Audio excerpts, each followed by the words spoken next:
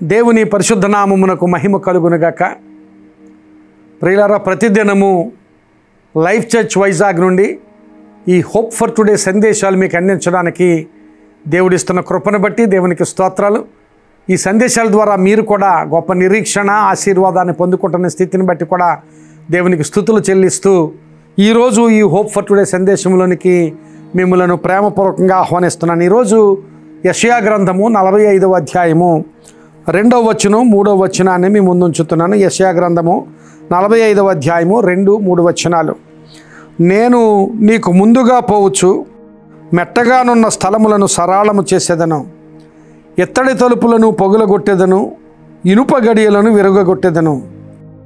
పేరు పెట్టి నిన్ను పిలిచి ఇశ్రాయేలు దేవుడనైన యెహోవాను నేనే అని నీవు తెలుసుకున్నట్లు అంధకార స్థలములలో ఉంచబడిన నిధులను, రహస్య స్థలములలోని మరుగైన ధనమును నీకు ఇచ్చేదను. ఇది చాలా వాగ్దానముతో కూడిన మాట. ఆ ప్రజలు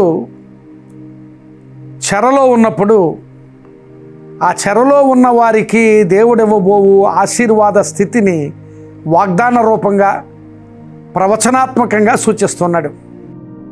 ఈరోజు నీతో కూడా దేవుడు ప్రవచనాత్మకంగా వాగ్దాన రూపంగా ఈ మాట ద్వారా మాట్లాడుతున్నాడు.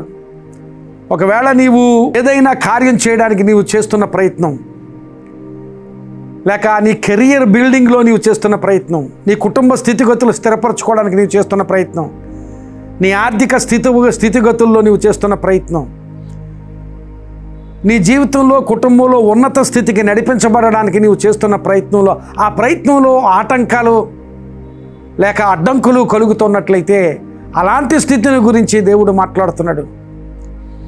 ఇదిగో నీ ఆటంకాలన్నిటినీ పడద్రోస్తాను, నీ మార్గాన్ని నేను సరళం చేస్తాను అంటున్నాడు.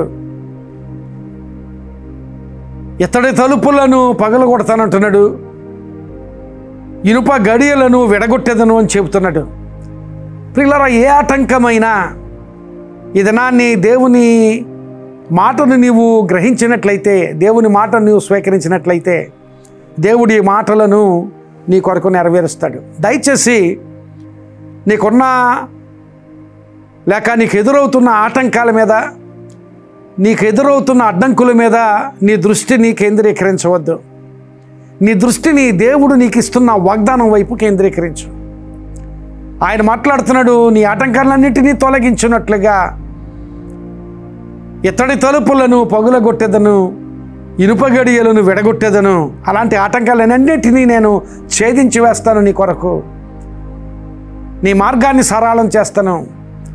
అంధకార స్థలాల్లో ఉన్న మరుగై ఉన్న ధనమును తెచ్చి నీకు ఇస్తాను అంటున్నాడు. అంటే నీవే ఆశీర్వాదం కోసం నీవు కనిపెడుతున్నావో, ఏ ఆశీర్వాదం కోసం ప్రయత్నం చేస్తున్నావో, ఏ ఆశీర్వాద స్థితి దేవుడు నీకు ఇవ్వాలని దేవుని సన్నిధిలో కనిపెడుతున్నావో ఆ కనిపెడుతున్న స్థితిని దేవుడు నీకు ఇస్తాను అని వాగ్దానం చేస్తున్నాడు. అయితే నీకు ఎదురవుతున్న సమస్యలు, నీకు ఎదురవుతున్న ఆటంకాలు, నీకు ఎదురవుతున్న అలాంటి అడ్డంకుల మీద నీ దృష్టిని కేంద్రీకరించి నీవు నీరసించిపోకుండా, కృంగిపోకుండా నీ హృదయాన్ని దేవుని వాగ్దానాల మీద, దేవుని మాట మీద, దేవుడు నీకు ఇవ్వబోయే గొప్ప ఆశీర్వాద స్థితి మీద నీవు నిలిపినట్లయితే, నీ దృష్టిని దేవుని వాగ్దానాల మీద, దేవుని మాట మీద కేంద్రీకరించినట్లయితే దేవుడు నీకు ఇవ్వబోయే ఆశీర్వాద స్థితిని నీవు పొందుకుంటావు.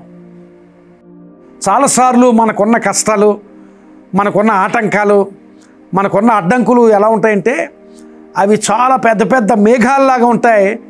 ఆ మేఘాలు దేవుడు మనకిచ్చే ఆశీర్వాద స్థితిని చూడనివ్వవు, అవి ఆటంకాలుగా ఉంటాయి. కానీ ఈ దినాన్ని దేవుడు మాట్లాడుతున్నాడు, నీవు నీ విశ్వాసంతో దేవుని వాగ్దానాల వైపు చూడు, దేవుని శక్తిని చూడు, దేవుడు నీకు ఇవ్వబోయే విడుదలను చూడు, దేవుడు నీకు ఇవ్వబోయే ఆశీర్వాద స్థితిని చూడు.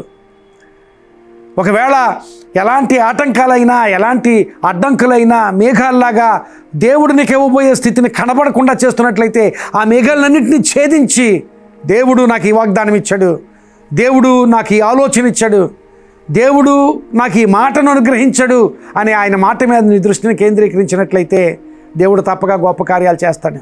నూనెతో నా తలంటి ఉన్నావు, నా గిన్నె నిండి పొర్లుచున్నది అన్నట్లుగా దేవుడు నీ జీవితంలో గొప్ప ఆశీర్వాద స్థితిని, నా గిన్నె నిండి పొర్లుచున్నది అన్నట్లుగా సమృద్ధిని ఇచ్చి ఆశీర్వదిస్తాడు. అంధకార స్థలములలో ఉన్న ఆశీర్వాదాన్ని తీసుకుని వచ్చి నీకు నేను ఇస్తానని వాగ్దానం చేస్తున్నాడు. ప్రియమైన విశ్వాసి, ఈరోజు నీ కోసం, లేక నీ కుటుంబం కోసం, నీ బిడ్డల కోసం, లేక నీ కెరీర్ కోసం ఏ ప్రయత్నం చేస్తున్నావో, ఏ ఆటంకాలు ఉన్నప్పటికీ, ఏ అడ్డంకులు ఉన్నప్పటికీ, మేఘాల వలె దేవుడు నీకు ఇవ్వబోతున్న ఆశీర్వాదాన్ని చూడకుండా చేసే ఏ మేఘాలు లాంటి అడ్డంకులు, ఆటంకాలు ఉన్నా వాటన్నిటిని ఛేదించి దేవుడు నీకు ఇచ్చిన మాటను, దేవుడు నీకు ఇచ్చిన వాగ్దానాన్ని చూడు, దాని మీదే నీ దృష్టి నుంచు, దాని మీదే విశ్వాసం ఉంచు, ఆయన మీదే ఆనుకొని ఆయన్నే ఆశ్రయించి దేవుని వైపు చూస్తూ ఉండు.